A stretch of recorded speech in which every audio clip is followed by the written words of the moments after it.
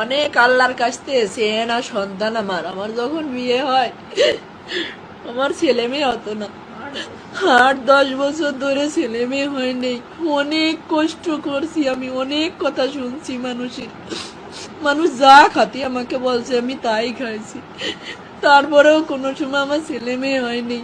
এক সময় আমি নামাজ রোজা কোরআন শরীফ এইগুলো করতে শুরু করি আর আল্লাহর কাছে ডাকি, আল্লাহ তুমি আমাকে কালা কুপচারটা সন্তান দাও, তবু তুমি আমার একটা বাচ্চা দাও যে আমাকে মা বলে ডাকবে।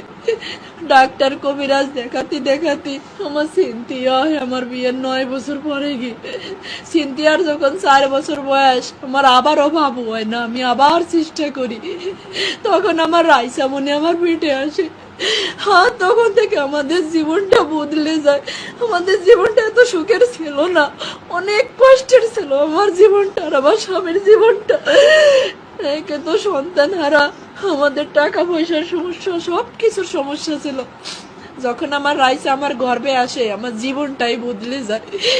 আমার রাইসা যখন জন্ম নেয় তখন ওর আব্বু ব্যবসা শুরু করে। আজ ওর বাবা ব্যবসায়ী, প্রতিষ্ঠিত ব্যবসায়ী, কিন্তু আমার বাকি নাই। আমার লক্ষ্মী মেয়ে বুড়োই গেছে। আমার লক্ষ্মী রে তো আমি বলবো না, আমার ওইটুকু লক্ষ্মী। 8 বছর বয়স শেষ হয়ে 9 বছর চলতেছে। 9 পারা কোরআন শরীফ পড়েছে আমার রাইসামণি। রাইসামণির বয়স যখন 3 বছর আর আমার সিনথিয়া, আমার তখন ছেলে বাবুটা হয়নি, আমার বাবু তখন 4-5 মাসের পেটে।